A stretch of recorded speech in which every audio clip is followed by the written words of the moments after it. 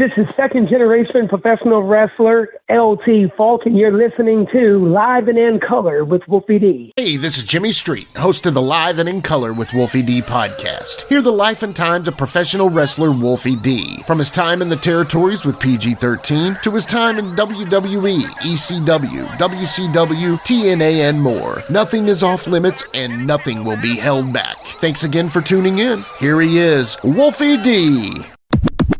Welcome once again to Live and in Color with Wolfie D and my man Jimmy across the street. Happy first week of January. Isn't it spelt weird? And so is February.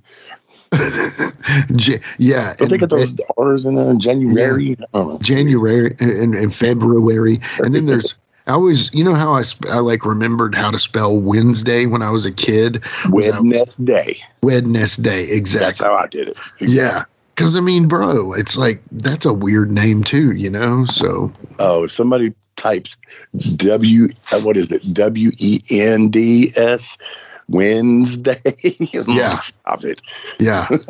Yeah. And do you know the days of the week are named after Norse gods? Like Thursday is Thor's Day. It's pretty crazy. I didn't know that. Yeah. And I don't know why I found that out, but yeah. Yeah. Random things that we know and look up. I do that. Yeah, exactly. But yeah, man, new year, 2024. New year, new me? No, same old me. Yeah, there was this post I posted a few years back. It was like, new year, new me, as my clone shoves me into the furnace. Yeah. What if we had clones, Wolfie? That would be amazing, right? Yeah, so, it would be kind of cool, I think. I always wanted a twin. A twin, huh? Yeah, I don't know why. Yeah. They're not like wanted twins. I wanted to have a twin of me. Dude, I will say this. I grew up with a couple twins, Joe and Scott Kaiser, and man, they fought like brothers. Like they fought hard. They would choke each other, punch each other. It was crazy. I remember one day in the library at school, like one of them said something, and all of a sudden the other one comes up from behind him, and these two dudes that look exactly alike are choking the hell out of each other, man. It's crazy. Yeah, but anyway. I knew twin chicks that would fool boyfriends and stuff, man. Oh, bro. Yeah. Okay. And not like get sexual with them, but just enough to fool them, you know. Throw them off. Yeah. Early on. Obviously, if you're been dating a twin for a long time, you definitely which twin is yours? You would hope. I would think. Yeah. Man, those identical ones throw me off sometimes, though. I'm like, holy. Hey, Ron and Don still throw me off. I gotta be around them for a minute before I can really figure it out, you know? Yeah, they are identical, man. Yeah, the nose is different. The nose is the thing. A little bit of difference, yeah, man. Oh, and by the way, Jimmy, I know you know, and some of the listeners know, whatever you do, whether it's pray, you send vibes, you send whatever. Thursday, the 11th, I'm going to be getting total hip replacement on the left side, so I'll have I can walk through metal detectors and set them off. I think that's nice. Fun. I think that's like going to be the coolest part about this whole deal. But yeah, so getting my hip replaced, and I'm very happy about that. Looking forward to it. So hopefully this pain on the left side here can subside, and I can go to another body part and try to get those fixed. Yeah. But anyway, man, happy about that I'm getting this done. George Weidengroff actually called me last week. He had his done in February, so he's prepped me for what's coming and how the recovery is and all that stuff. And real quick, I'll tell you a funny story that he told me. So they've got to obviously dislocate the hip, to get it out and cut it and put the new one in and all that shit. Yeah. So he said that, and I can't remember who it was, somebody that had it done years before had told him, like, you go in and they've got some kind of wheel. And the way I kind of understood and comprehended what he was saying, I'm almost thinking like some kind of pulley system that they turn and, pops it out. Right. And so George said that he's going in and, he's not under yet. And he goes in there and he don't see this wheel that he's been told about that he's looking for. Okay. He said, but did see this big black guy wearing scrubs. I said, what? He said, yeah. He said, this big black guy wearing scrubs. And for a shoot, turns out that that's this guy's job, man, is to pull your hip out. Oh, my God. Yeah. Swear, man. Swear. Wow. And, I guess he talked to him, I guess, a few minutes before he went under, or maybe this was after. I can't remember what he said, but the guy had said something about it's called controlled violence. And so I thought that was hilarious. He's like, I didn't see no wheel, but I saw this big black guy wearing scrubs. So that's brother's job, is just to yank hips out. So. Oh my God. Well, I'm sure you'll see him, and maybe we'll have to get that guy on the podcast. Well, we won't be at the same hospital. Right, of course, but you'll have your own very big black guy in the corner.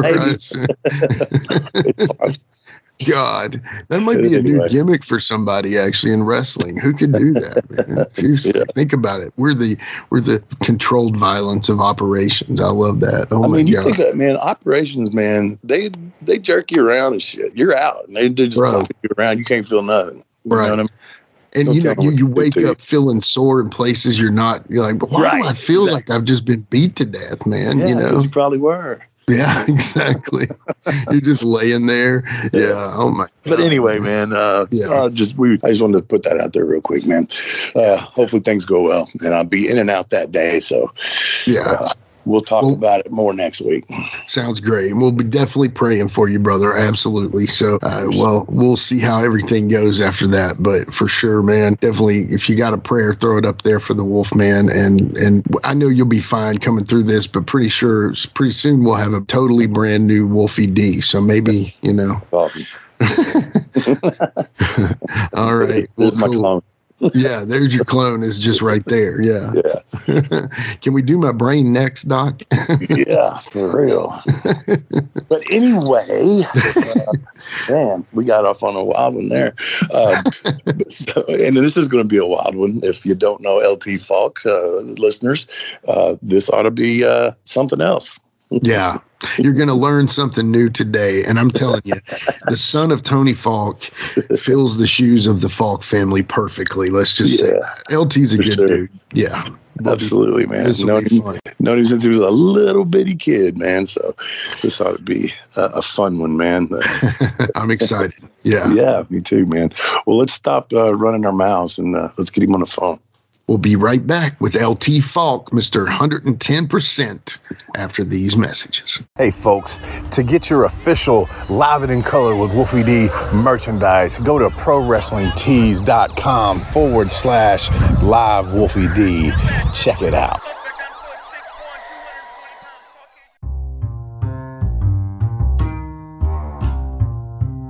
If you're listening to Live and in Color with Wolfie D on Apple Podcast and like what you're hearing, go ahead and leave a 5-star rating. And while you're at it, write a review. Tell us what you liked. Tell us what you'd like to hear in the future. It's very important to us and always appreciated. Thanks again. All right, guys, we're back. And again, man, I feel like I say this over and over. But Jimmy, we do got some good guests, man. We've been very blessed with the people that have blessed with the guest. Yes. Blessed with the guests, yes. And just people that are willing to come on here and talk to us and have a good time. We really appreciate it. And this is a first for me on here to have somebody. I swear to God, I met this kid when he was probably 2, 3, something like that. Wow.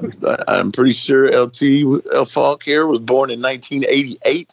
I got into the business at the end of 89, started wrestling in like 90, excuse me. And so I met LT and his daddy when LT was just a little bitty thing, knee high to a grasshopper, as I say. What's going on, LT? How you doing, buddy? I hope you guys are doing good. Thank you for having me. Yeah, man. Yeah, definitely. We've been working on getting you on here. They're beating down the door trying to get on this show. So,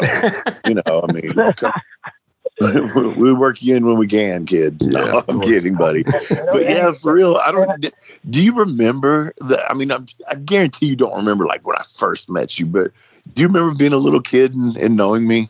Of course, man. I've told you this story a few times. Not sure if you remember, but man, I loved your Wolfie.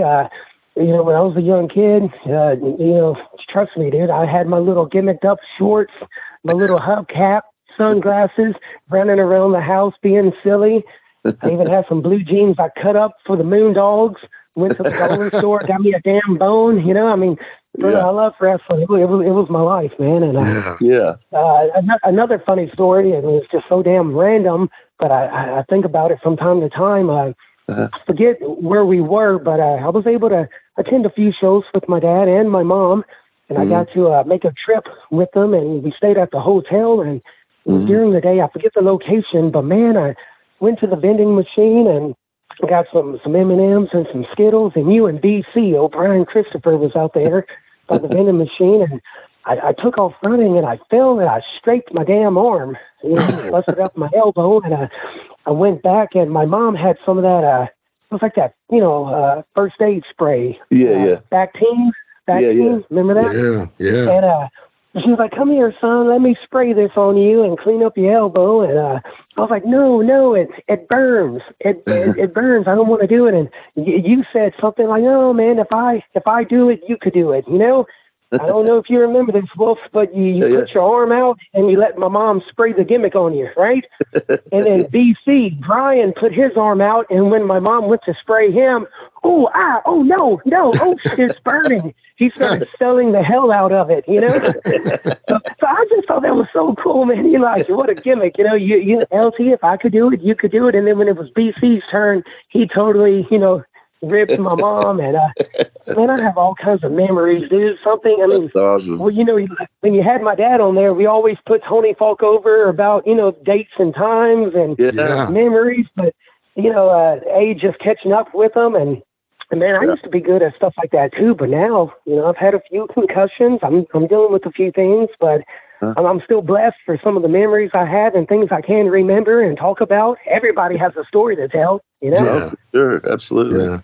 Yeah, man, that's funny though. It's just I remember you as I can just see your little face, man, and it's just funny to think that now you're grown up and got your own kids and things like that, man.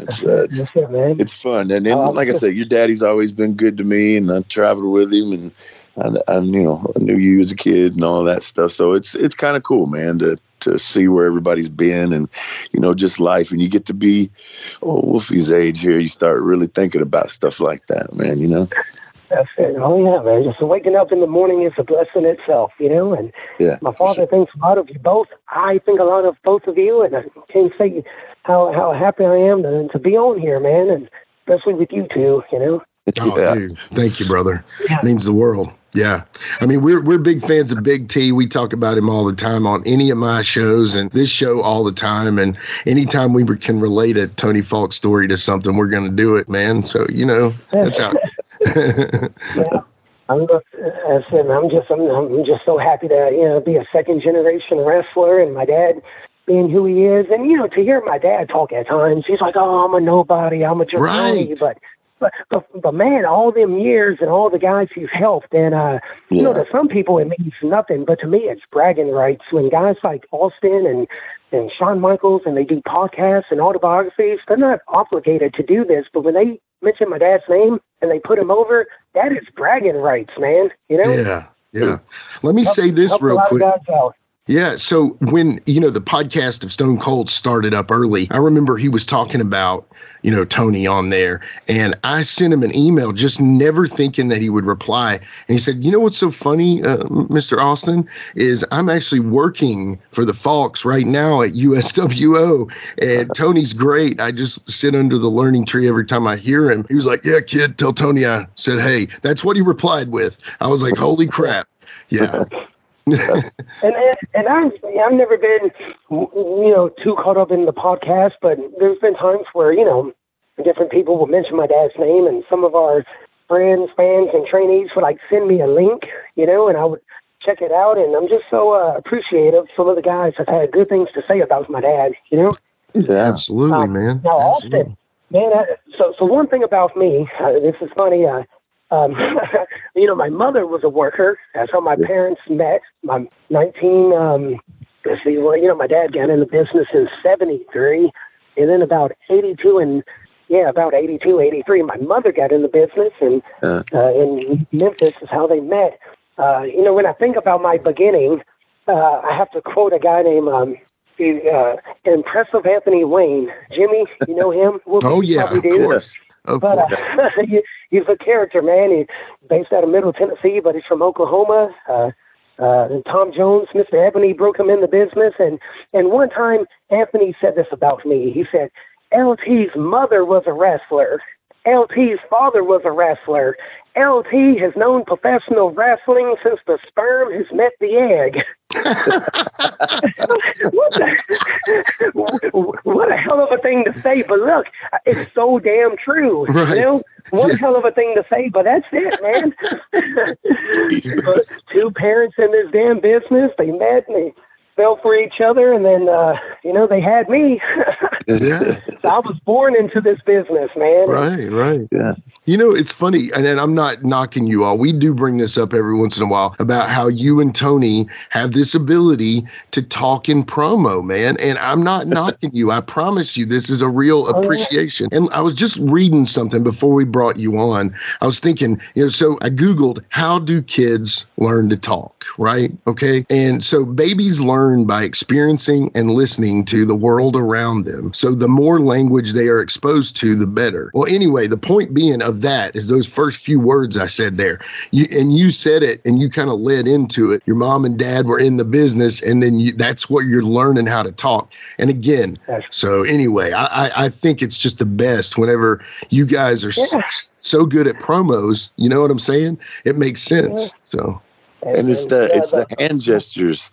The hand gestures. I was going to say, Wolfie's always been on me about that. Yeah, the Falks love to talk indeed, but also we kind of, salesmen, carnies, we talk with our hands. And Wolfie used to always say, "Damn it, I love LT, but man, if you try to, tie his hands up or handcuff them, he wouldn't be able to conversate with you." That's funny because I was actually just fixing to say that. I was going to tell Jimmy, if you handcuff his hands behind his back, he wouldn't be able to say I'm fucking right. It's a gimmick, man, but I'm telling you, it's a lot of folks. They've always said, "Man, this damn kid is stuck in promo mode." He's always talking and playing with his voice, but it's interesting. It's different. It is. It's Absolutely something. Let me ask you this, because I've had similar situations, man, but I got to know, like, you've had some shoot jobs or whatever. And when you do that to them, and it's second nature to you, you probably don't even realize you're doing it half the time. What is their reaction to that? Because I know, you call them normal people or whatever, but, we do speak and do things a little bit different than everybody else from all the years in the business. But, and they do, I don't care what they say, they treat you different, they look at you differently. But so, how do people respond to you, like in the normal world when you're doing that shit? Okay, so customers and co-workers in the past, a lot of them have, found it pretty entertaining. They're popping for it. Some of I've been I've been to too many damn doctor visits here lately over the last year or two. I'm falling apart, and some of these doctors are thinking, does this kid have like ADHD or something going on with him? Man, I've made a few mistakes in the past. I've actually been I've even talked to a law enforcement and been in promo mode, and that's amazing. Can you picture me talking and cutting promos, talking to the kids ops? It's just, brother, it is what it is, man. That's amazing. Yeah. Yeah. So I'm just curious, man, because we had Kevin Lawler on. And we talked about how his younger days of being around Memphis and that whole bunch of pirates out there. But talk about your younger days as a kid, especially like with your dad on the road, and then like maybe some of the wild and crazy wrestlers that came through your life as a young man. Yeah, man. First of all, I was almost born over there in PR. My mother was pregnant with me, and they lived in San Juan, Puerto Rico. Yeah, man, and Phil LaFon, Ron Starr, they all talked to my parents about going to Canada, free health care, and wanted to leave PR and go to Canada, and I could have been born in PR, or I came close to being born in Canada, but after the whole BOWTIE gimmick, and my dad was there that night, and my mom was just so frustrated with some of the things taking place down there. She's like, "Get me the hell off of this island!" Yeah. Before it was too late in the pregnancy, they moved back to the States, and I was born in New Albany, Mississippi. We always talk about our beloved friend, Marvelous Mitch Ryder. In New Albany, Indiana. Well, I'm from New Albany, Mississippi, but just in no time, straight to Dallas, man. Straight to Dallas, man. Eric Embry and all of them. My dad, he was always a journeyman, different territories and different places. So, the first, first show I attended, they tell me I was just like, some of this I don't remember, but I was, just a newborn, I guess. Dallas Sportatorium. And then grew up in Dallas, Texas the first few years of my life, and some of those memories I have, we have a few photos and videos. I just wish, I hear all these stories, like, you talked about Austin earlier. My dad tells me all these stories about, me sitting in his lap, shadow boxing with him, and, running around the back, and him playing with me. I'm like, man, why don't we have any damn photos of stuff like that, Right. And, hell, even in Nashville, many years later, the old world-class gym, I guess WWF came to town. The boys used to go work out there, and they didn't have no damn daycare, no babysitting service. But I was lucky enough that Donna, I was just fixing to say, what was her name?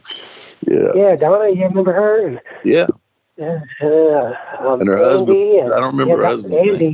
Andy, and then they had a guy that worked there named Chip. Not Kip, it was Chip. So they was cool, man. They used to let a young Tony Falk come hang out in the lobby, play with my action figures. And I remember one time WWF was in town, and I saw Austin, and man, he walks me through the gym, and he picked me up, and he was holding me doing like pull-ups, right? So 1, 2, he's lifting me up, and I'm doing pull-ups in the mirror. Steve Austin's holding me, and then I'm holding on, and he walks off, leaves me hanging, man. I'm hanging on for dear life, kicking my legs and screaming, and he walks off and left me. All kinds of little ribs and gimmicks, man. But the Sportatorium, I got there's some photos of me and a few of the guys, and photos of me at ringside and at the gimmick tables, man. It was crazy. That's awesome. In Dallas, man. Dude, that's amazing. Metroplex. Yeah. TW, Texas Wrestling Federation. Uncle Gary Hart was working, and but then I'm getting a few years of age, and I'm talking and running around, and more stories about this guy giving me a mask, this guy shadow boxing and playing with me. All the stories about me talking to Gary Hart. Supposedly he shot some video one time, and he had his neck popped, and he got up and said, "What a rush." Yes, I've seen that commercial. Yes. You know what I mean? Yeah, I used to look up at him and say, "What a rush." What a rush. My name is Gary Hart, and when I get out of line, I always go to the chiropractic clinic of Dr. Kevin Witt, right here in Euless. But matter of fact, anyone throughout the mid-cities or the Dallas-Fort Worth area, if you're out of line, Dr. Kevin Witt can get you back in. He's your man. Louis Spicoli, he was so cool to me, and Abdullah, Al Farouk, Tim Renesto, how we love the Renestos, right? Tim Talltree, and then his brother Tom Jr., John was there refereeing, and it was some, short-lived, but some cool stuff, man, and I'm glad, I was just a young kid, but being able to run around and meet some of those guys. I just wish there was more videos and pictures, but the whole, don't be a mark, My dad would never, take photos or do stuff like that, but it was different down the line. Yeah, it was, but you get browbeat for that, man. That's right. So totally understandable, but now. Yeah, I'm glad it's different now. Man, yeah. Of course, memories, documentaries, just footage. It is good to have that. So I believe, snap away, right? Amen. Amen. Yeah, man. Yeah, for sure. There's so many times and people that I've been around. It's like, man, I wish I would have had some pictures from that. That's it, man. So good, speaking of Dallas and Sportatorium and the Metroplex, what about the Iron Claw movie? Man, I haven't seen that yet, but I've heard good and bad, but I definitely want to see it for myself. Yeah, so yeah, I'll check it out too. I probably won't go to the movies and see it, but I'll wait on it to come out and check it out. My dad, enjoyed it, but he was so upset how they left out Chris.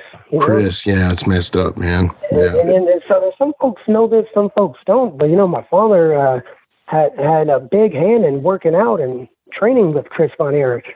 Wow. Okay. Yeah. Oh, yes. Yes, man. My dad had 2 sets of keys for the Sportatorium. We used to go there, and he worked out with Chris Von Erich, many times. Mm-hmm. I think he worked him like 2, Chris only had a few matches, but around 2 or 3 of them was with my dad. Wow. Yeah. And I was talking to him about it just the other night because I know the story. There was a Chris Adams spot show in Oklahoma. One of the matches was, Cowboy Tony Falk versus Chris Von Erich, and my dad went out there and bumped his ass off for little Chris. But then he got back, and one of the guys in charge kind of had a promo for my dad saying, "You did way too much. That guy is quite small, Tony. You done a little too much for him." But that was just my dad trying to have fun and make the kid, look good. Yeah, of course. But, yeah, man. So. Yeah, I was just wondering if you guys saw that, but neither one. I want to, man. I want to. I plan on it. Our buddy Cassidy Riley's in it for just a second or 2 there, which is really cool. Yeah. Very happy to see that for him. And yeah, I mean, I was hoping maybe, LT could play Tony in the movie. That would have been. I have one photo. I was going through some old photos last night, man, and so after the whole suicide thing with Chris, my dad was hurt. He was so upset with that, man. Yeah. Supposedly just a few nights before he did it at a show, my mom was sitting next to him, talking to him. I remember my mom always told me the story. I was just sitting right there next to him, talking to him, and a few days later this happened, and my dad didn't go. He did not attend the funeral, but I know before we moved to Nashville, we did go by the gravesite, and there's a photo of my dad and I right there at Chris Von Erich's the gravesite. Man. But I mean, that movie was something else, dude. I can't wait to see it. Yeah. Yeah, man. Talking about growing up in the business, so we moved to Nashville in '91, and that's where Tony Falk went to work for. He went back to Memphis and became Chauffeur Tony. Yeah. Eric Embry, right? So the schedule, the loop. Yeah. My dad was just thankful and blessed to have a job, traveling, trying to put food on the table for his family. But man, I was just a kid. There for a short time, I did have to go to Paducah to stay with my grandmother when my dad was traveling, doing his stuff, and then came back in '92, and sure enough, all the boys have stories about this infamous historic place. Well, I do as well. A young LT living at the Congress Inn. Yes. Yeah. That's it, man. '92, right there in Nashville, on the wrong side of town, Congress Inn. Tony, my mom, Candy, a little young punk kid, LT, Eric Embry, Miss Texas, Bart Sawyer, Brick House, Ingrid, Jeff Daniels, Dominique. Brick House was when he was living there. A lot of photos of LT in that damn dirty swimming pool at the Congress Inn. had one of my birthday parties in the lobby in the hotel lobby at Congress Inn. You are definitely in the business if you have a birthday party at the Congress Inn. You're definitely. That is it. Yeah. That's how you know. It don't get no more old school than that. Yeah. And then moved to Madison, just a few minutes down the street, and that's where I was getting a few years older. That's where I had my gimmicked up Wolfie D shorts and hubcap and Moon Dog pants and wrestling figures galore. I was so damn spoiled, man. I had all the damn figures and video games, and it was something else. And then sure enough, man, I was lucky enough to do a little bit of traveling. I mean, think about it. Like they always say, keep your wives and girlfriends away, keep your children away. You know, yeah, keep your children away. But I was blessed to attend a few shows. Even got to kind of go in and out of the back. That's another no-no. But somehow I got to run around the locker rooms or get to the building early and play in the ring a little bit. Times are changing. Yeah. You know, I do have a lot of I have a lot of some home video footage from so it was like I want to say 94. Little man Jerry Jarrett, the mansion on the hill. They had that wrestling ring out there by the barn. Yeah. That's when my dad was treating that former football player, Colin Scott. Yeah. Remember him, Wolfie? Yeah. Australian football player, had like a developmental deal. Right. My dad was working with him, and big Jim Dotson. He ended up becoming head of security for WWF. Right. He was on TV as many as any of them. Timmy. Yeah. Timmy and Colin and a young LT with his little rat tail and his cowboy boots, you know, being able to sit there and watch and listen and learn. And my dad's helping share knowledge and train guys. Jerry Jarrett's there with his little spit cup. I got to get in the ring and make a few home videos of taking bumps and beating up on my dad, you know. So that's cool to, you know, 94, Jerry Jarrett's mansion, in the ring playing, you know. It's good to have stuff like that. That's surreal, man. Yeah. And then right after your dad stopped doing it is when I took over up there. And they moved it. It was at the fairgrounds, but then every now and then it'd be up there at the mansion out under that big-ass tree. That's it. And then, you know, just being a kid and being able to, you know, tag along the, you know, I would say, you know, like some outlaw shows, you know? Yeah. I mean, like Memphis was cool because, you know, I've been to Mid-South Coliseum, Memphis TV a time or two, the fairgrounds and Springfield, you know, some of those loops. And then going to some of these outlaw shows like the Mullins in Shelbyville. I know that means a lot to you, Wolf. Yeah. And then, you know, Freddie Morton's Columbia. What about Terry Rice and Power Slam, you know? Oh, yeah, there you go. Some of these little outlaws around, you know, the Middle Tennessee area, the Hackneys, New South, Southern All-Star. My dad's Paducah, Kentucky. You know, he ran wrestling for many years right there at the National Guard Armory, 1800 Clark Street, Paducah, Kentucky. You know, his hometown. And, man, I was just a young kid, and, you know, Kentucky. Has anybody got a camera on you right now?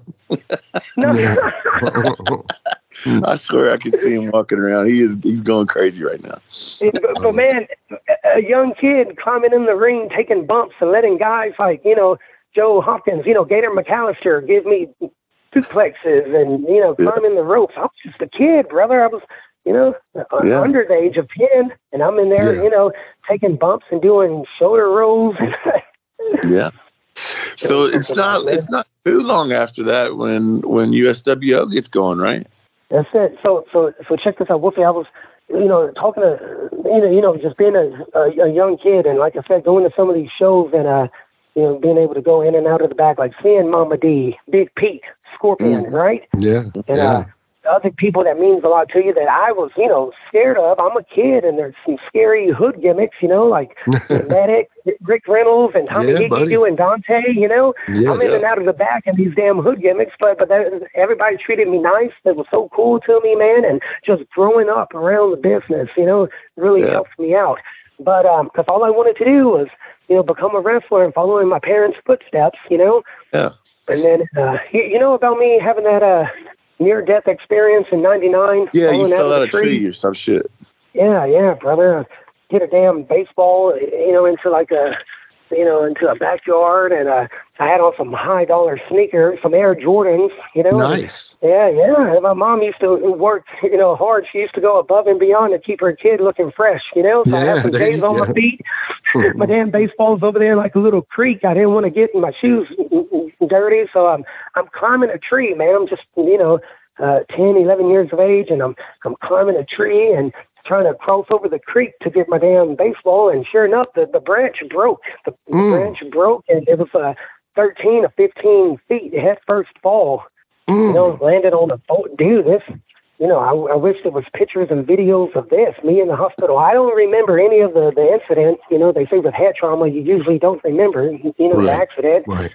But man, I landed on my head, and I fractured my skull in 3 places. I shattered my right jawbone. There were so many fractures and cracks they couldn't count. Man. And, my eye was busted up. Not too many people know this, but my right ear was damn near ripped off. Had staples all in my head. That's why I've always kind of kept my hair kind of long, because I have a pretty nice scar. And then the main thing was brain hemorrhaging. I had bleeding of the brain, and my parents, they was divorced at the time. So my mom quit the business in 96.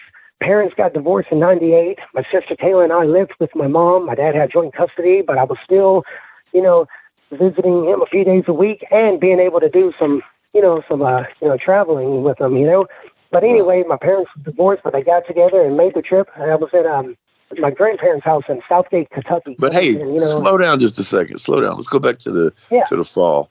I don't want to just skip over that. That's pretty traumatic.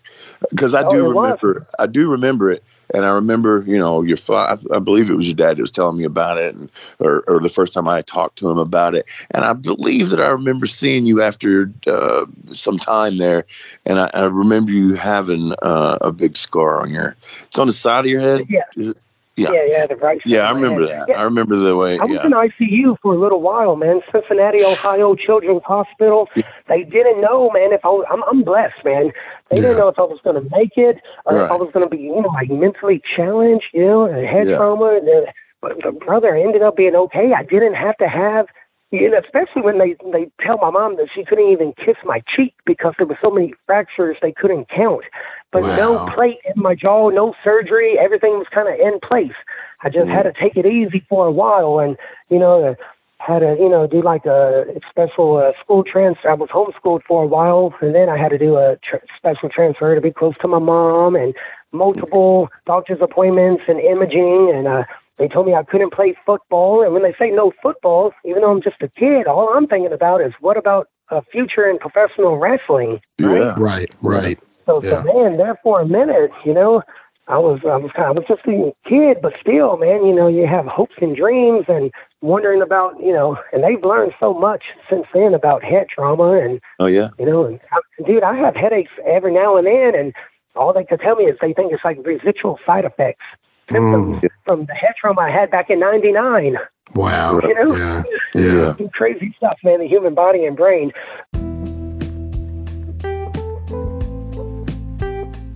Let's take a quick time out and get a word from one of my dope-ass sponsors, and we'll be right back with more Live and in Color with Wolfie D.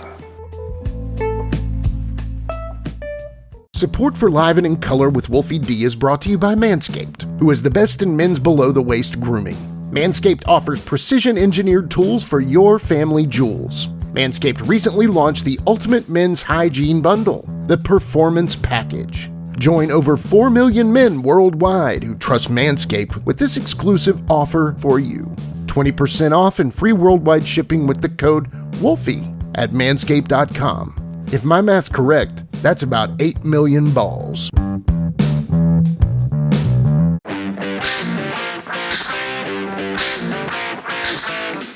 Hey folks, this is Wolfie D here, and if you are looking to buy or sell a home in Tennessee or Southern Kentucky, you're going to want to call my buddy, the rock star realtor, Benji Bowie. And you say, Wolfie, how do I get in touch with this rock star? Well, you can call him directly at 615-390-8216. You can go to his website, bowiehomes.com. That's B-U-I-E homes.com. Or you can email him at benbowie34@gmail.com. When you need a home, you need the Rockstar Realtor. Benji is a member of Exit Realty's Garden Gate team in Gallatin, Tennessee. Has it ever been a thing where, just say a chair shot or anything, and I don't recall this, and that's the reason I'm asking, have you ever said, no, I don't do that? Or did you just be like, fuck it, it's what we do? I mean, maybe a time or two I've kind of, should we do this, or is there a way to kind of get around it if it's anything like too crazy with some of these crazy bumps, guys going on top of their heads, or chair shots. Bro, I've been working just something as simple as a chair shot to the head. I'm thinking if I would have been you, and then knowing what happened to me as a child, and I get in the wrestling business, I'd be like, look, I'll do whatever you want, just don't fucking hit me in my head. You know what I mean? Yeah. Right. Yeah, communication is everything. I've said a few things, but this is a true story. I've had 8 concussions, man. Mm-hmm. 8 concussions in 20 years of wrestling.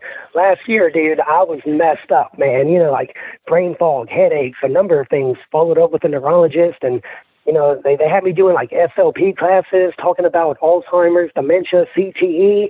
It's good to learn and get educated on that stuff, but shit, man, they're turning me into a hypochondriac, Man, that's scary, dude. Yeah. Yeah, bro.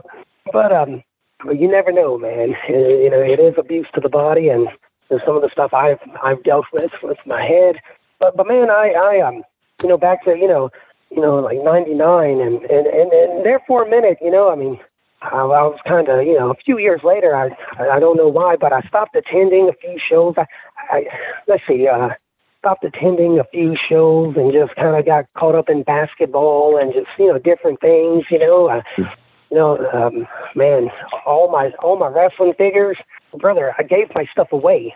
I didn't sell, I didn't trade, I just gave my stuff away, man. And now looking back, thinking about some of the toys I had and some of those things, what they're worth now, damn, Yeah. Could have had some money, made some, I just gave my stuff away, man, and stopped attending shows, and it was different. And then Farron Fox, David Martin, Yeah. And my dad, they started doing Springfield, Tennessee, at the center. USWO, that's where it started. You talked about USWO, and 2001, that's where it was, man.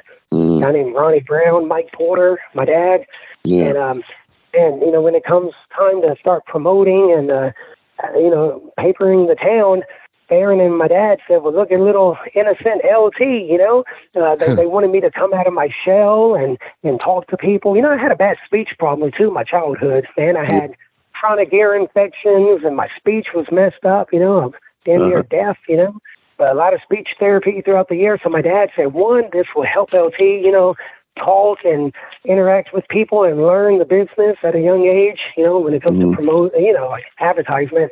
And also, it's a lot harder for somebody to say no to a kid than, Right. But, so then they used to drive around Springfield and Adams and Greenbrier and Jolton and send my little ass in there to tell them about the big wrestling event coming to the beautiful center, downtown Springfield. And I used to hang up the posters, man, at a young age, man. And then 2001, I started, selling programs and helping out more at the gimmick tables, and that right there is kind of, that was a learning experience for me. That's, being able to go to the back and maybe hang out in the back and listen to psychology and finishes, and Tracy Smothers, that was his hometown, Springfield, Tennessee, and Prince Michaels and all those guys.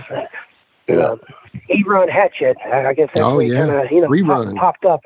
2002, 2003, you started working for my dad, and we all, I've always heard stories about Hurricane Hatchet and the beautiful drop kick and how the Jarretts loved him, So he's one I kind of kept my eyes on, Yeah.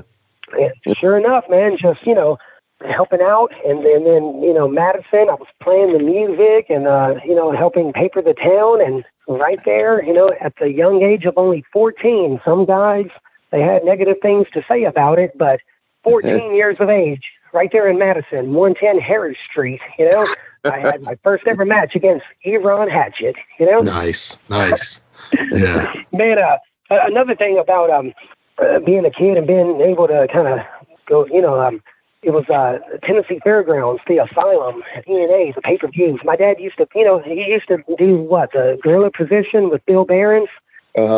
So he used to pick me up. As soon as I got out of school, he'll pick me up and take me to the fairgrounds, and I'll be in there before the doors opened. And, man, just all the guys I got to meet and watch and listen to, Yeah. I was a big mark for the, Lucha and the X Division, Yeah. So being able to see, Christopher Daniels, Jerry Lynn, AJ Styles, and all them go over spots, and I used to, always be sure to run over there and kind of introduce myself and talk to people, probably gave a few of them some headaches, but everybody was nice to me, and, disciples of the new church, man.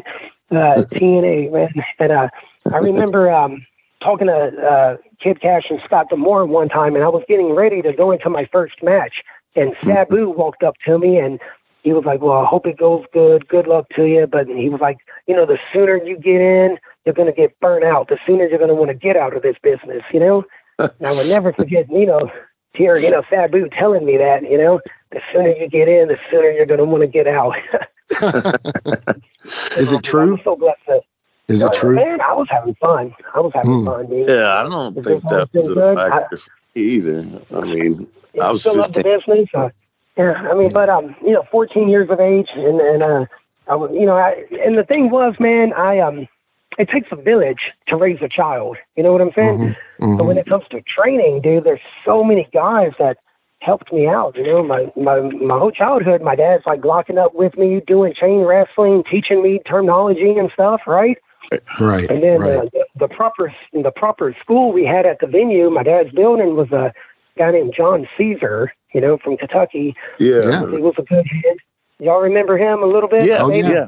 Yeah, man. So, and he used to always, you know, go up to Heartland and do different seminars with Steamboat and Harley Race. What lawyers? Caesar. I'm so sure about that. I think I'm thinking of the right dude, but maybe not. Yeah, him and Larry Valentine did a little tag stint. The Heartbreakers. I mean, good physique, good guy. He was a shoot amateur wrestler, and then been in the business. He was a good hand, but he helped me out with so much. And then Dustin Phillips, Slacker J. Yeah. And then sure enough, Kid Cash. You know, he was running the school in my dad's building, so it's my dad's ring, my dad's building. I'm able to kind of jump in the classes, registering and selling and helping me out. Man, there's so many people. Mark Anthony, Tracy Smothers, so many guys helped me out with, training. And then finally, I got to do. You never stop learning in this business, right? Right. Never stop learning, but. Having my first match right there in 2003, August 29th, against Eron Hatchet, also known as Norway Havoc. Yeah. Eron's great. And then I did a few months right there in Madison, and on Friday nights, and I used to go down to Columbia, Tennessee, on Saturdays and do a few shots. Right. And then check this out. I was working out before the doors opened. I'm not sure why, but I did like a little plancha, like a little dive over the top to the floor. Yeah. I landed on my feet and snapped my damn ankle, man. Nothing major, just kind of sprung my ankle, but instantly I got, black and blue, bruising and swelling, and, I just sprung my ankle. Stuff happens. Right. But the guy that ran the building, Tennessee has no athletic commission. You could be any age to be even though it's like a man's business, you should be of age. I was a young punk kid. It's my dad's promotion. I would never do anything, but being a minor, the guy was like, man, I don't know if this is the best deal, the future, lawsuits and things. So the guy put the block on my dad using anybody under the age of 18. So after I got my feet wet, been working for a few months, messed up my ankle. I had to take a few weeks off, but then I'm told I can no longer work for my own family promotion in this building here in Madison, right? Because he was out there doing planches for the doors open. and then, man. But then that's when we kind of have some things going. Madison was going there for a minute, man. You have Porter running down the street, Byrd Prentice up the Stadium Inn, and then my dad right there in Madison. But we had Slash. We had, Norway, making stars and having guys like Beautiful Bobby and Kid Cash and Ricky come in, and I think we had a nice little show every Friday night right there in Madison. That's the time I wanted to be in the back, sharing the locker room with you guys and working and, trying to have my little spotlight at a young age. But, man, I went back to just playing music on Friday nights and spent my Saturdays going to Columbia. And then it was a place called SWA, Tim Scruggs in Gallatin, Tennessee. Okay. It was a little stepping stone. I went there for about a year and a half, 2 years. Never got paid a dime. Talking about paying dues, right? Never got a damn payoff from this promotion. Did you say Mike Porter? No, I'm just kidding. Sorry. Yeah. He comes down the line. But Tim Scruggs, man, it was a stepping stone. Never got paid a dime. But, hey, man, I was ahead of the game. Spend money to make money. Speculate to accumulate. I had gimmicks, man. I had 8x10, 4x6 photos. I was loving it, making a few bucks, right? and being able to get some ring time. And then down the line, here comes the Stadium Inn, the infamous Stadium Inn. Yeah. Right? Boom. Yeah. Yes, sir. Yeah. 10 I know Wolfie pops when I talk about like 10 Interstate Drive in the corner of James Robinson Parkway, exit 48 off I-24, Yeah. Man, just a young punk kid in 2005, beginning to, work. And I'm just so blessed to have been in there with some of the guys, I've had matches with and got to learn from, Yeah, for sure. Blessed, man. Chris Michaels, Jeff Daniels, Baron Fox, Tim Renesto, Wolfie. Man, I got to work with you, got to team up with you there. Not to sound like a Mizart, but, you've been one of my childhood favorites. And then you and I are teaming up there, and they put the tag team titles on us, right? Nice. Nice. I'm not sure, man. There's not such thing as really sounding, I don't think, like a mark unless you've absolutely never been in the business or whatever. You've been in the business, and all that's called is just respect, bro. I mean, I guess you could call me a mark for certain people that were in it before I was and things like that. And highlights from my career are being with some of those people that I got to meet after the fact. So yeah. I don't think you could say that really. I agree. We're not.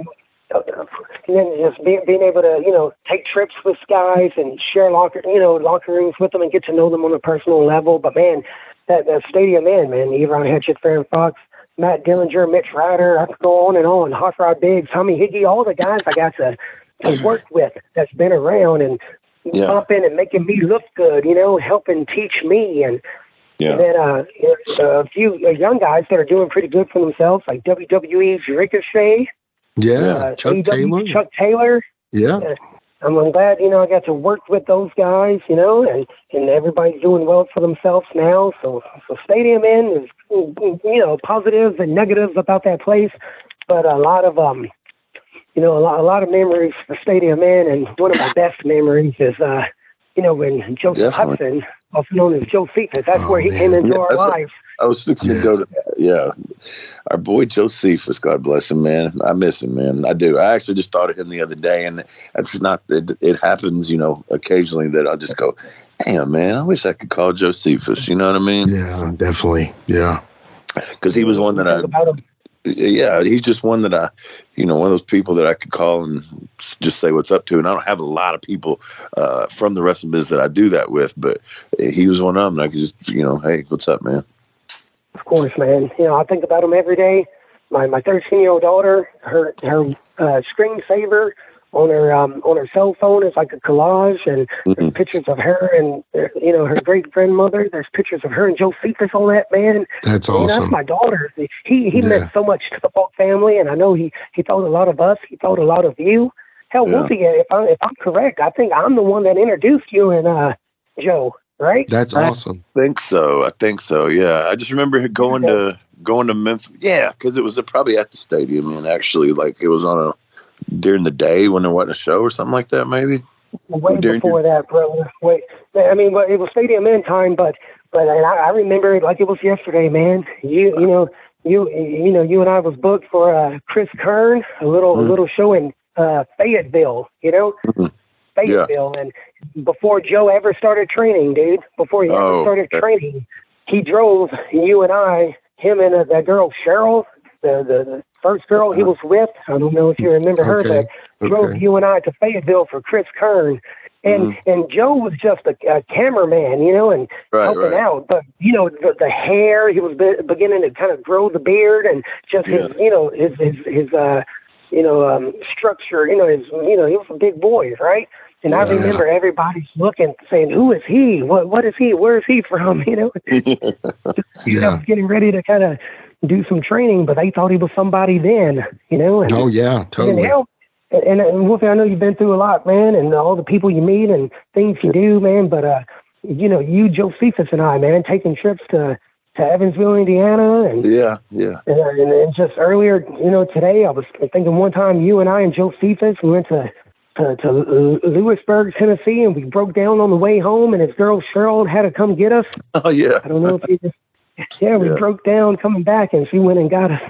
That's Speaking awesome. of Lewisburg, I had to put this in there. So many guys I got to work with as a kid, but 2007, Lewisburg, Tennessee, my first time ever working as a heel, I was in there with Jamie Dundee, right? Nice, So nice. I've always been a baby face, the son of the promoter, fan favorite, the Nashville sensation, LT Falk, and then finally I did like 2 or 3 gimmicks under the hood to do some jobs for a few guys. And then finally I got to be myself and got to be a heel the very first time in Lewisburg against the one and only Jamie Dundee, man. I had to put that out there because, We've heard of that, right? How'd that go, LT? Oh, it was good, dude. I mean, the shit talking, healing, easy Memphis match, man. It's cool that I could say my first ever match as a heel was with Jamie, Yeah.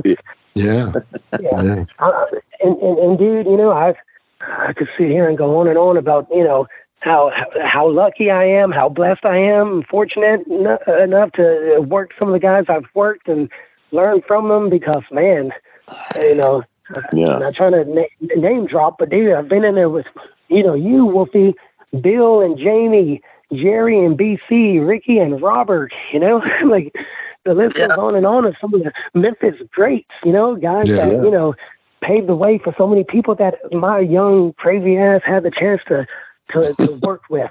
What's cool too is I know that you kind of helped some guys out yourself, like Josephus and some others that you helped out. So, it all goes full circle, man. Full circle, man. Right, man. When I met Josephus, real quick, I'm going to say this. Yeah. I came to Nashville in a band. That's the reason I moved to Nashville and got to meet you guys.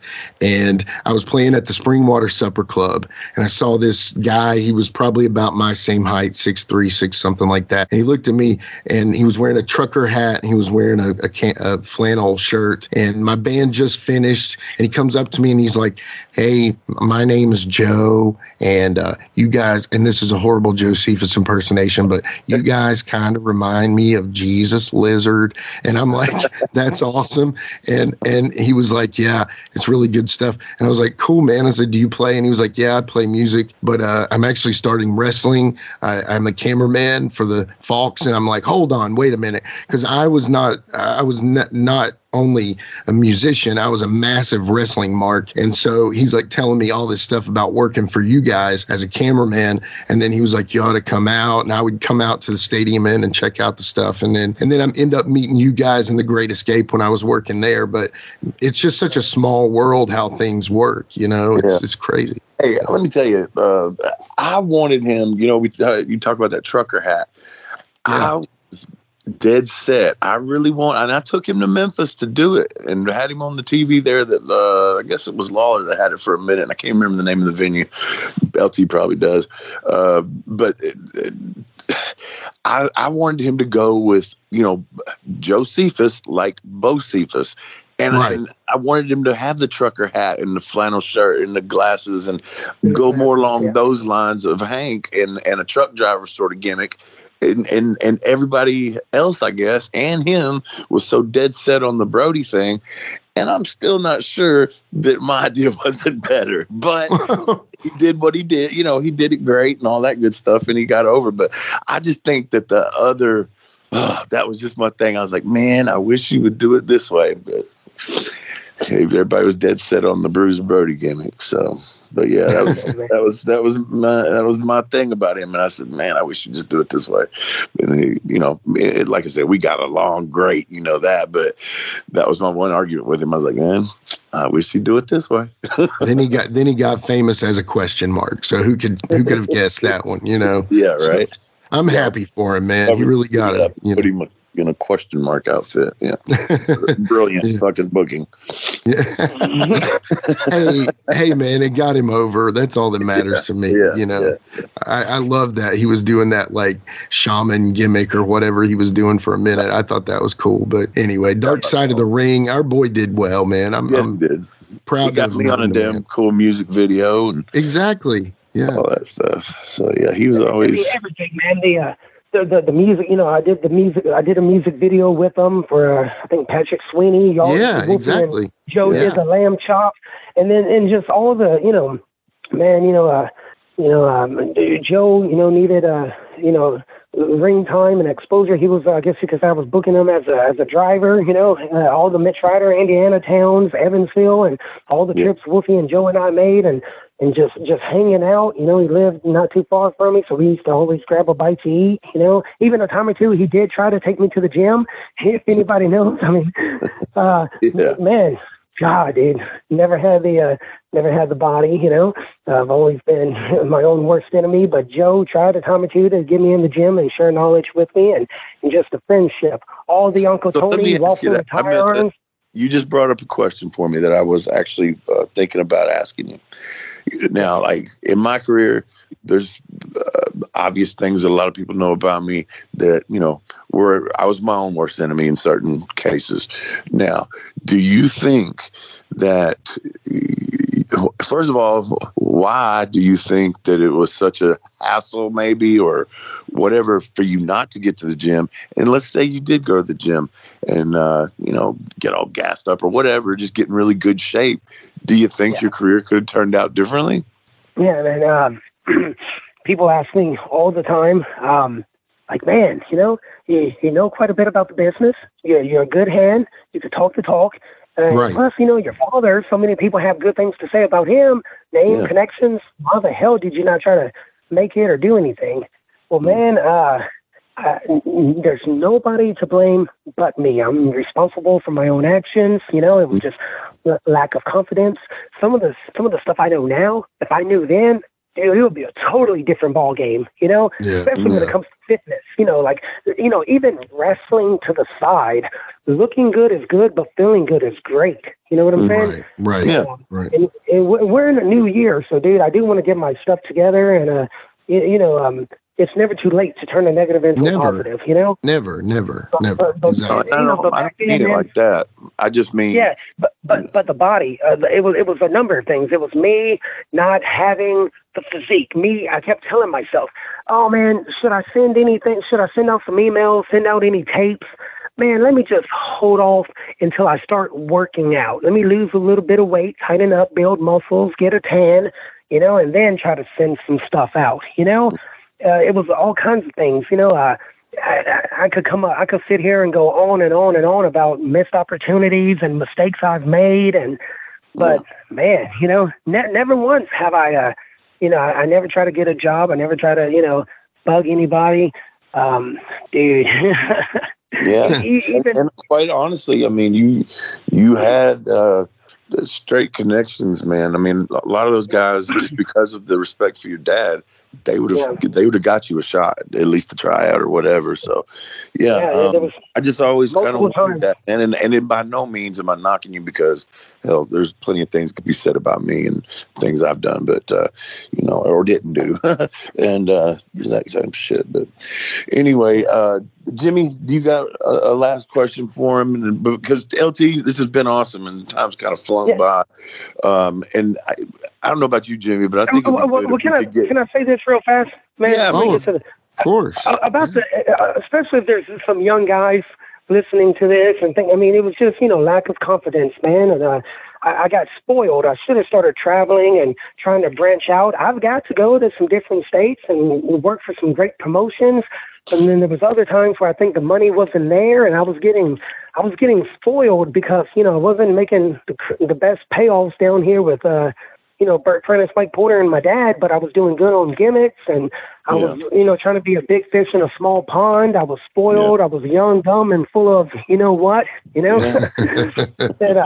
And even, brother, even at the, had my first child at the age of 17 years of age, had my first daughter, and even had a temporary full custody. And I was just so much running through my mind. Like, do I want to leave my family? Do I want to relocate?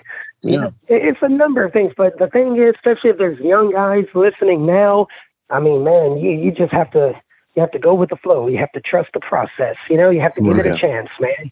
Yeah. I held myself back. My Jeff Jarrett would talk to my dad from time to time, and he'll put me over, and then my dad will start saying good things about me, putting me over. Then he'll start complaining. My damn son doesn't want to go to the gym, doesn't want to do this, doesn't. And Jeff is like, Tony, sounds like the apple doesn't fall too far from the tree, Man. But yeah, man. But trust me, you got to look the part, play the part, and you have to, at least try to get your name out there, man. And I was just so spoiled, man. So many things I've turned down, when it comes to extra spots or working for a better promotion that was many, many, many, many miles away. The TV exposure, publicity would have been good, but I'd rather just stay home, go 10 minutes down the road and make this payoff that was pretty decent and with gimmick sales. But, right. Man, you have to eat it sometimes, man. Yeah, I got you, man. Yeah. Well, you bringing all that up and you're talking about father and son. And Wolfie and I, we talk about this often, how we're kind of perplexed by the father-son wrestling relationships. So, obviously Jerry and Brian weren't always, sometimes it was a little awkward with them, and Jamie and Bill, how there's just an interesting, it seems like you and your dad kind of skirted that a little bit. Do you understand what I'm saying when I say that it's a weird thing, father and son wrestling relationships? And it feels like to me, you guys kind of, I don't know, either we're just not naturally going to be like that competitive nature about you, or maybe because your pops was a little bit out of it or the time you got in it. I mean, what do you think? And how do you think you guys were able to be, you still talk. I see you pictures, go to movies and have fun all the time. Talk about, I guess, the father-son relationship as far as that goes. Yeah. Well, brother,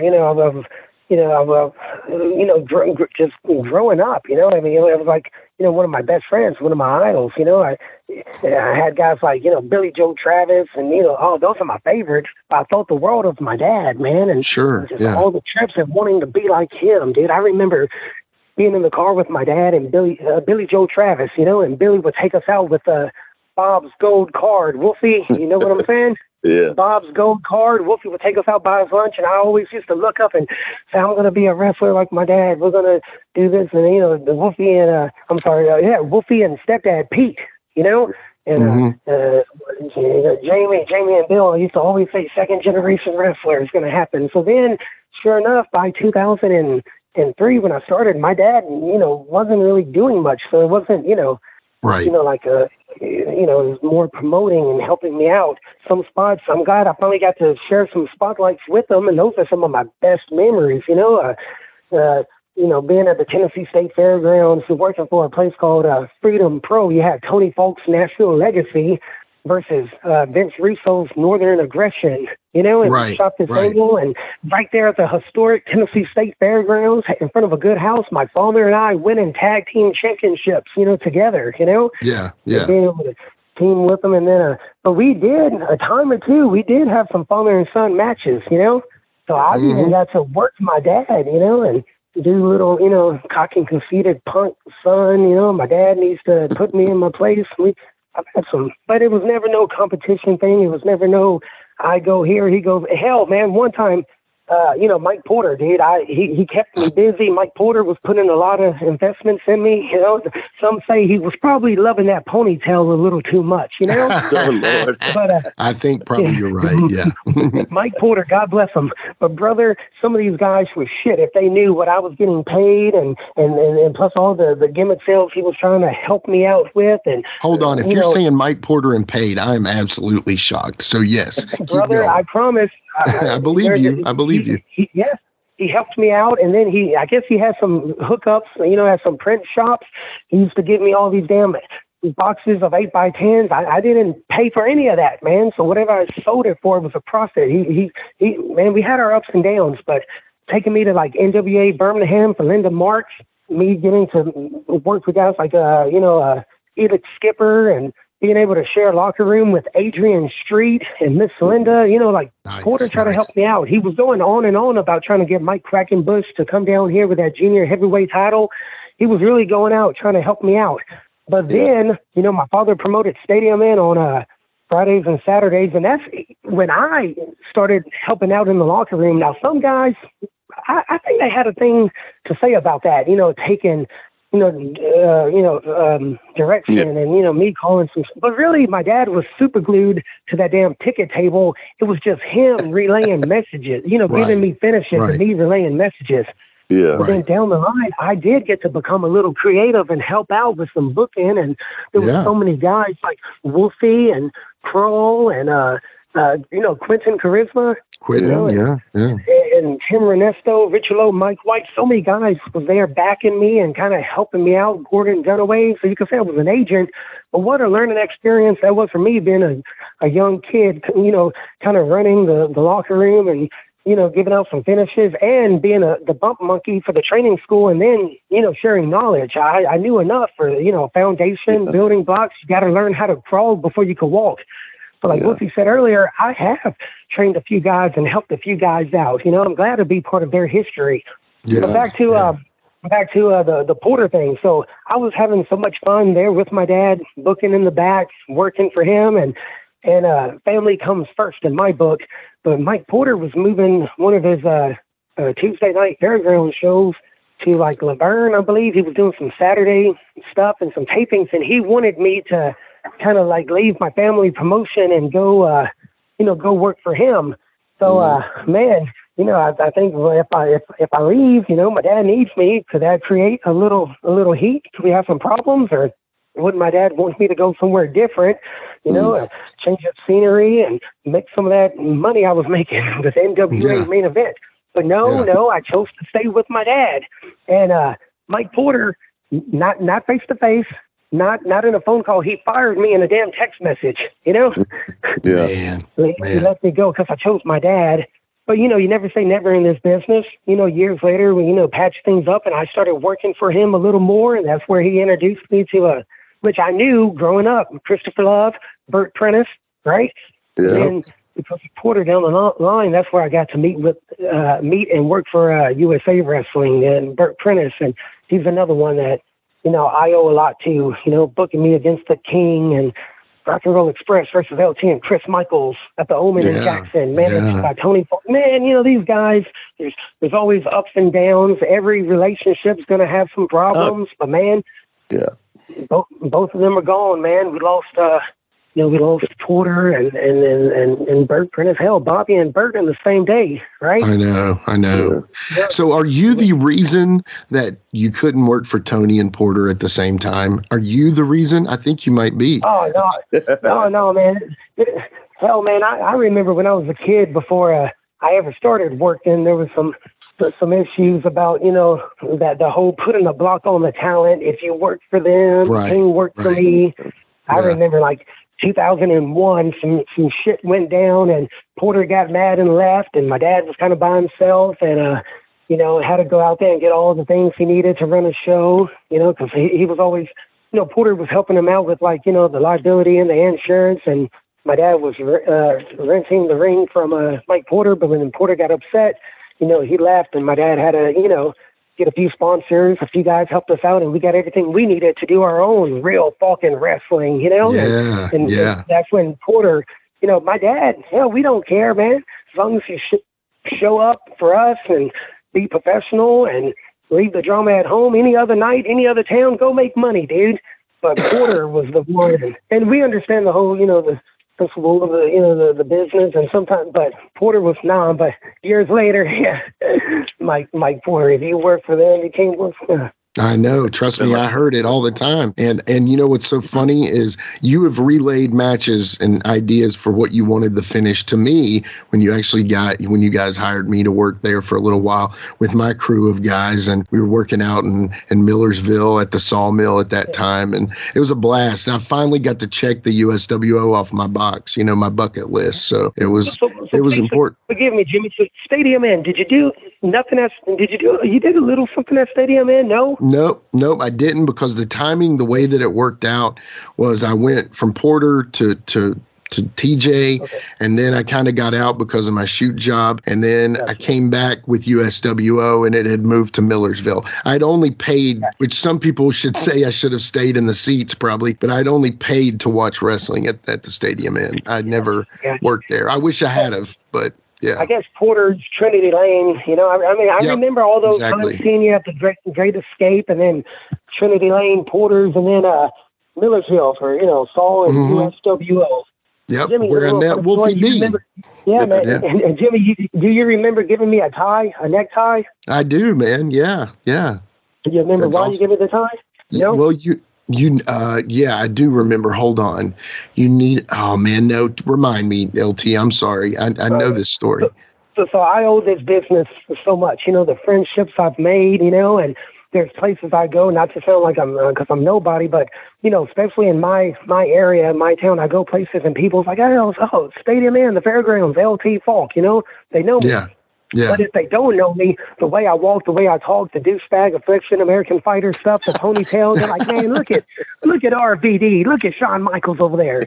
I'm like, I'm no RVD, I'm no Shawn Michaels, my name's LT, and I am an independent pro wrestler. And then I start selling and promoting myself, Yeah. But back to the, I thought this was so cool. This is one of the things that means a lot to me.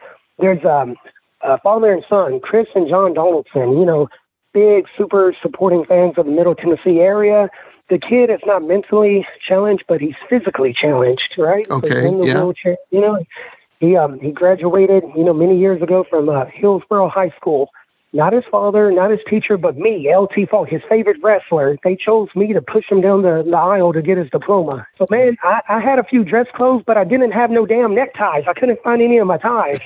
So you doing the manager gimmick and having that tie, I remember you gave, I was like, hey, man, I could go to the store, and buy me a tie, or could you lend me this one, Of course. And I would never forget it, man. It was like last minute, the night before, I couldn't find my tie. At the show in Millersville, you gave me a tie. And I wore that tie, dressed up, going to this kid's graduation, pushing him down the aisle to get his diploma. And, That's good. I wouldn't have been his favorite wrestler and wouldn't have had that connection if it wasn't for this business. You know what I mean? So little things like that, Dude, that's awesome. I'm so glad you told that story, man. Yeah. And then all the other stuff, man, it could have been, should have been, missed opportunities, man. I never want to get stuck on a negative and, you can't talk about the past, but right. A lot of stuff that could have been different, Well, hey, I'll tell you, the people I've worked with, yeah. I'll tell you, man, you're saying about people recognize you, whatever. I guess it's been, I don't know, a few weeks ago, around before Christmas, a little bit before Christmas, my daughter Casey texted me and she said, she was at Opryland. I don't know if you were, but she said, I'm pretty sure LT Falk's in front of me right now. And I said, hand him the phone and I forget what I said, but she wouldn't do it. But I don't know, was you at Opryland in some kind of line or something? Yeah, a few weeks ago, yeah, man. We went out with the family, checked out the lights. I'm sure she knew it was you. But I hope she's doing well, man. I hope Tracy's doing well. Yeah, she is, man. She is. To speak and say hello. She's doing good, man. But yeah, man. Hey, Jimmy, I'm the booker on this show. So if we don't stop now, we're going to go way over our time and then I'm going to be pissed. No, I'm just kidding. But we do need to cut it right here because we've already got, we'll put you, but LT, what about this? Why don't you work on this? Let's get you and your dad on together. Okay. Yeah. Something like that. Yeah. That would be, instead of a part 2 for you or a part 2 for, because we've only done one with so that'd be a part 2 for both of you, and we have you both on at the same time. Y'all can feed off each other. Me and Jimmy probably wouldn't have to say anything. I'm sorry for being all over the place, like some no, it's good to kind of. Dude, this was great. Yeah. No, yeah. I think me and Jimmy could just sit here and be quiet if we had both of y'all on. Man, we could go on people we met, guys we've worked with, and just funny stories. Yeah. I didn't get to talk about any of the ribs we've pulled on people and shit that's happened to us. But hey, man, I've had a blast. I mean, talking, in Jimmy Street, Wolfie D, live and in color. Thank you guys, man. I would totally, plant the seed, a father and son. Have you guys done that before? No. Shared split episode, Yeah. We only had one. No, we had the Headbangers on together. But that's a the Wild Boys. We had the Wild Boys. And then, but I'm talking about we had Ronnie Garvin and George Weingroff together, and that was George could kind of help Ronnie along a little bit. You know what I mean? Yeah. But this would be the first father and son. Yeah. It would be, Tony is like number 5 or number 4, number 5 all time for our downloads. I mean, he's well into the thousands of downloads for that episode. So and I'm expecting big numbers for this one. Not that that's required, but what I mean by that is I just know how much people care about you guys, and I think that would be a great show, man. I'll love talking about some of the people we've helped, man. I want to talk about this guy named Michael Pleasing that passed away 10 minutes after him and I had a match. Man, there's so much we could talk about. So, yes, let's try to make something happen, man. Yeah, everybody has a story to tell. Listen, I know how it is, people man. Matter. Yeah. If you think of something one day, write it down. Shit like that, what you just said, write that shit down. Yeah. So then when we get ready to do it, you don't forget it. You know what I'm saying? Yeah, and I'm just saying this. Stuff with my dad. Yeah. I need to start doing stuff with my dad. Yeah, I'm sorry to cut you off there, but I'm just saying this. Wolfie doesn't always do this, so it is definitely, he means it when he says that he wants to have y'all on. So yeah, absolutely, yeah, this will be fun. Sure. But thank you, LT. Yeah, I've always you guys for having me, and hopefully here in the near future, father and son. Some real Falcon stories. We'll talk your heads off. We'll make it happen. Yeah, that'd be great. That'd be great, man. And I always loved your dad. He's always been good to me. I always loved you to death, man. So I appreciate it. And I know Jimmy does too. So absolutely. All right, buddy. Will you be on supporters? Be watching people listening to us. And we'll be the show come on next Monday. Awesome. Once again, thank you guys, man. And I hope 2024 is good to both of you. Definitely. Right, you too, brother. Thank you. Keep in touch, man. Communication is everything. Thank you, guys. Yes, sir. All right, Jimmy, I'm going to let you do your little line here. I know we're coming back with all the questions you got for me on Ask Wolfie D Anything. We'll be right back. DJ, hit the music.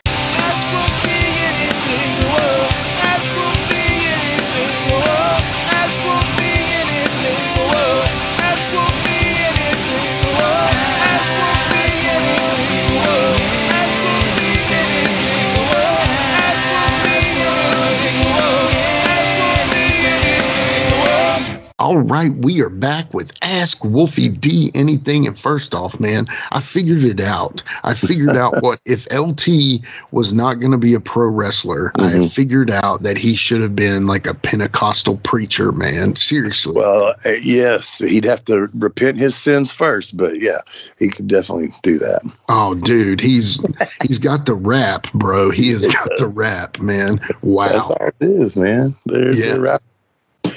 Yeah, they really are. Yeah, man, funny stuff, man. He gets on a roll. I tell you, it's funny. Yeah. Believe me, I knew what we were in for, and it delivered. So. Oh, it totally delivered. I hope y'all enjoyed it as much as we did, because seriously, Wolfie and I, this might have been one of the easier episodes for Wolfie and I, honestly. Yeah. I mean, when you got somebody that can just get it and roll with it, it makes our job a lot easier. Yes. Having to pull answers out of your mouth. Right. And that's never fun. So, yeah, absolutely. But, yeah, man, LT, very cool family. I can't wait to have him and Tony back on together, man. That'll be a lot of fun. I'm excited. Yeah, if we can make that happen, that'll definitely be something else. Like I said, me and you just be able to sit back and listen. Yeah, exactly. Exactly. That was funny. You said that. That was hilarious. But, yeah, man. Well, anyway, let's get these Ask Wolfie questions out of the way here. So, the very first one, again, for the LT Falk episode, we're going to give 110% on these questions here, Wolfie. So, and on my answers. Okay. All right. Sounds good. So the very first one is cause effect on Instagram. He says recently he was looking up a few things on the internet. He came across the tag team Gringos Locos. That was Eddie Guerrero and Art Barr. And this would have been around the similar time as PG-13. Did you ever know those guys or run into either one of them? I think I'd met Eddie before, but I never worked him. And I know Art Barr, I ain't never been around him, man. I was thinking he was retired by the time I got in the business. Well, I think he died maybe, but I'm not 100% on that. But they had a great tag team, Gringos Locos. And they, honestly, dude, a PG-13 Gringos Locos tag matches would have been incredible. They worked a lot in Mexico. And, of course, they were working as heels because they were working like they were Americans, and Art, of course, is. But, man. Right. So they would come into Mexico as heels, working the American gimmick, and dude, there's some incredible stuff out there. And he was just asking basically, did you guys ever have any run-ins with them? And was there, especially when you did stuff in Mexico? That would have been great. I mean, yeah, it'd have been awesome. But obviously, if I'd ever had the opportunity to be in the ring with Eddie Guerrero, I would have shared it by now. Yeah, of course. We would have already talked about that. Yeah. But anyway, I just think that's a cool idea. We definitely appreciate the idea, and maybe in the future, in another universe, we'll see that happen. So, yeah. But all right. Well, thank you. The next question is Bob Daniels, and from Facebook. Old Bob. We haven't heard from Bob in a while. He says, any good/funny PG-13 or new church shoot moments? Shoot moments.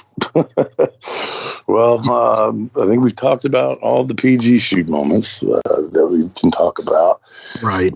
And as far as me and Brian, or me and any of my other partners, that was all TNA. So there wasn't no real shooting going on out there as far as anybody getting mad. And, you don't do that on TV.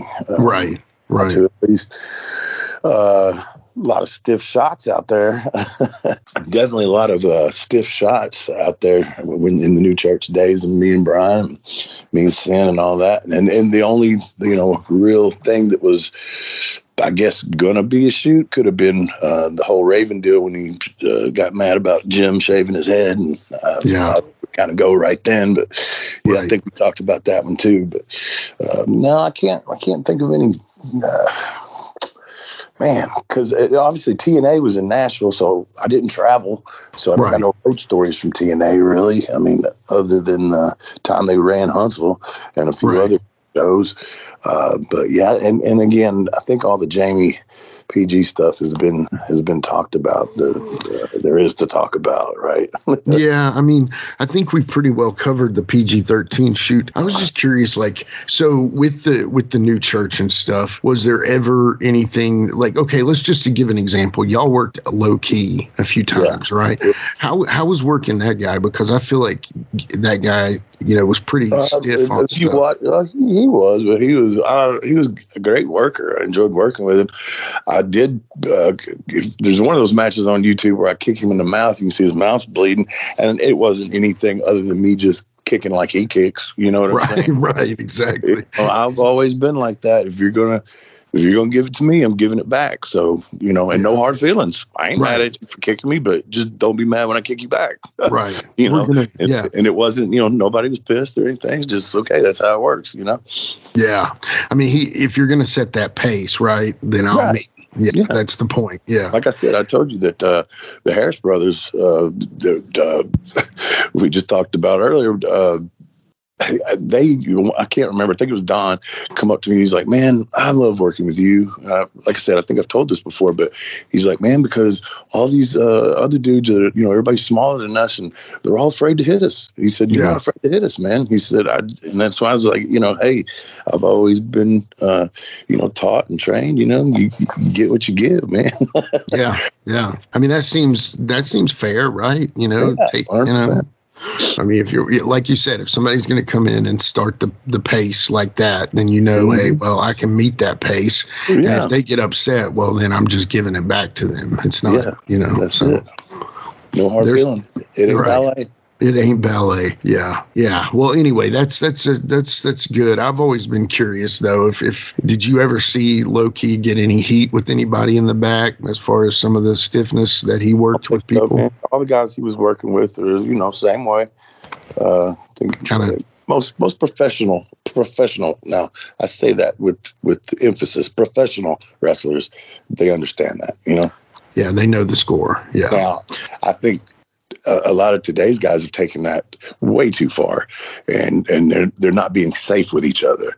They're being reckless, and there's a big difference in all that. Right. Yeah, that's a good point. And sell it, so. Right, they don't sell it for sure. Yeah.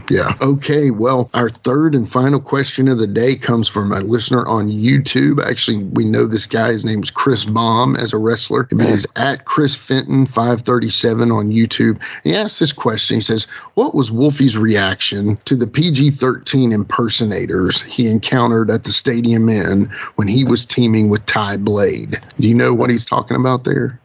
Oh man, I've seen a number of people that would imitate us, and there was actually I think Tommy Higgy's son did one called Homie D down in Columbia and all that stuff. And I had no problem with it, man. You know, I mean, what is that thing?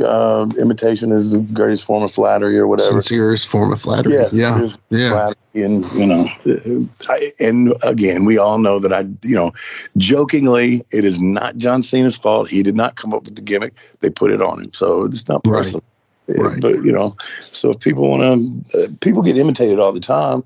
And I guess that is a compliment that anybody would think, dang, I want to look like that. I want to be that cool. Yeah, of course. I guess that's the thing, you know. But I can't remember exactly 100% who he's talking about. But I know a bunch of them dudes wore shorts and stuff like that. But I'm not sure as far as like a direct one, except for Homie D. And I think I went down there and even tagged with him before. So okay, that's funny. So I think he's made probably because I know he tagged with TJ Weatherby. And so I'm almost assuming, and again, I don't know the full story, and he only said this was, I assume that maybe it was them that dressed up like PG-13. Could have been. I can't remember, man. And I apologize. You know me, I can't remember a lot of stuff, but yeah, I don't know that I was. If I was mad, please tell me. And my bad. Right. I mean, I don't think he would bring it up, you know, if you were hot. But I mean, it's just, you know, everybody knows who's ever heard of TJ Weatherby. They know how I feel about TJ Weatherby. He was he did a lot for me in my time in the business, and actually one of the first major guys to pay me to do my stupid shit out there. So, you know, that was impressive enough that anybody would pay for that. So, but you know, when you come from Mike Porter, and I'm not going to go off on this because the funny story that LT talked about Mike Porter and stuff, when you come from that, you start to assume that maybe you're not worth to pay. Does that make sense? Like you start to get that feeling in your head that you're like, okay, I'm with this crew, and this crew, you know, he doesn't pay anybody. And, you know, and I know he paid some people because Brian Lee showed up one night and worked with Lee Condrey there. And I guarantee that Brian Lee didn't do it for free. So, Well, Lee paid him too. Be honest with you. Could have. Yeah. And then, you know, LT just told us that Mike Porter was definitely paying him. So Right, exactly. It sounded like he was, you know, hoping for something out of that, but I don't want to put words in anybody's mouth. I'm just saying, you know, something was going on there that, you know, maybe LT was working a little bit, but we'll see. Yeah. But anyway, so if you saw a PG-13, even if they were, you know, doing it as a mock, obviously you understood it to be somewhat of a flattering situation because, you know. Yeah. Maybe at first it might have made us mad or something like that, but not by that time, you know? Right. I remember, and I just worked for the guy when I did that signing in, what was that town up there by Louisville? Brandenburg. When I did that show, he was one of the promoters on there. His name was Rated X back in the day, and he was kind of a PG-13 gimmick, and he ran the show, and I believe I went up there and even put him over. Yeah. And of course, we know Chris Kern was Lucky 13, who put a clown gimmick to the PG-13 gimmick. So I mean, Midget D, of course, the OG. You know, so and then. Just Incredible was in Memphis as PG 187. He was our kind of third member for Split Second.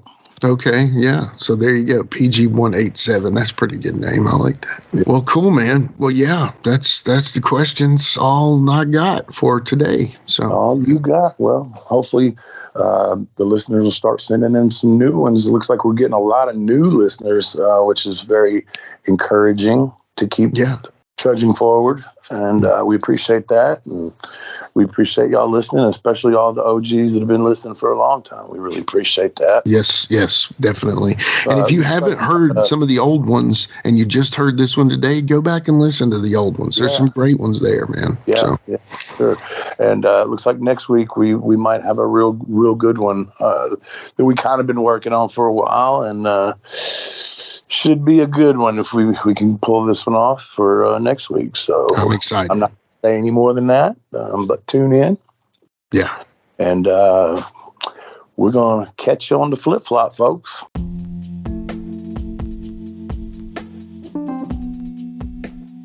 And now a word from our sponsor.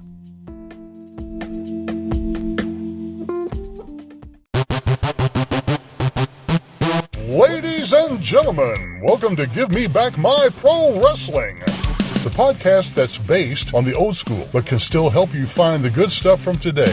Jimmy Street and the Plastic Sheik, Jared, are the undisputed tag team champions of the wrestling podcast world. From thought-provoking topics to superstar interviews to action figure expertise. This team does it all, and all they ask is, give me back my pro wrestling!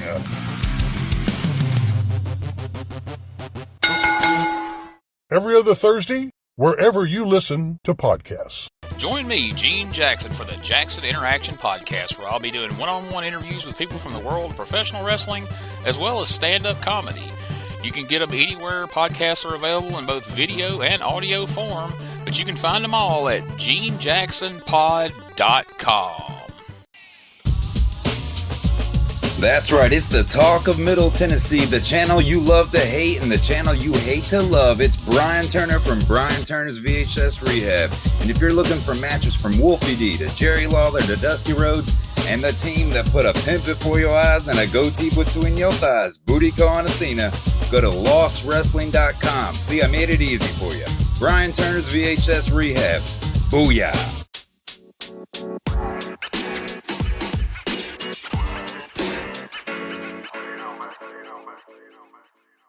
So that was another great episode. Hey, Wolfie, tell them where they can find you on social media. Jimmy, they can find me in the club, bottle full of bub. I'm just kidding. They can find me on Facebook. My personal page is Warren Wolf, WOLFE. I'm on Instagram at WarrenWolf13. You can always find us on Facebook, Twitter, Instagram, and YouTube at Live Wolfie D. Here's the thing. Wolfie always has offers for his autographed photos. He has a selection of some awesome photos from throughout his career that he will autograph and personalize any way that you want him to. Just contact him either directly at his personal Facebook page or through any one of our other pages, and we'll make sure you get in contact directly with Wolfie. Get those photos, right, Wolfie? Yeah, I've got some good stuff on there, to help with the podcast. Folks, if you can't get out to a show to meet Wolfie D, there's nothing like that, especially for the fans of PG-13 and Wolfie D. And before we go, you can always find me, your host, Jimmy Street, at James Rock Street on Twitter, Instagram, and YouTube. And hey, Jimmy, before we go real quick, I just want to add in there, from the bottom of my heart, I really appreciate, first of all, the work you've done for this podcast. You have worked your butt off. Secondly, the people that are liking the page. Beyond that, even more, is the people that are listening, and we really appreciate that. Yeah, and remember, guys, the podcast drops a new episode every Monday at noon, and our past episodes are streaming now on demand on all major podcast formats. Thanks again. I got a cap for your dome. He got a cap for your dome. I got a cap for your dome. He got a cap for your dome. He got a cap for your dome. And here we go. The original white boy that came out sagging, not bragging, don't be hating, cause I'm spitting the truth. Still livin' in color, plum rush your mother, utilize a hubcap, unlike any other. Back in the day, I was N-O-D, and I was P to the G, plus the 1 and the 3. In case you forgot, they call me Wolfie D. Been cloned and copied so many times, tired of suckers taking credit for what is mine. You know who you are without me name dropping. Wrestling's first white boy coming out hip hopping. Been doing it like this since 92. Laid low for a while and you thought I was through. Listen real close to these rhymes that I've injected. This shit's so sick it makes your ears get infected. Mad skills, no faking, there is no one great. Cause I'm bringing more folks than Obi-Wan or Vader. Not here to play games, so you better beware. You don't like me, so what? I really don't care. Like time I keep ticking and I can't be stopped. You sucker step to the side unless you wanna get dropped. With my finish, I'll straight knock you out. Please allow me to tell you what it's all about. I'm gonna wind it up, then I'm driving it home. It's Wolfie D, baby. I got a cap for your dome. I got a cap for your dome. We got a cap for your dome. We got a cap for your dome. This has been a James Rock Street production.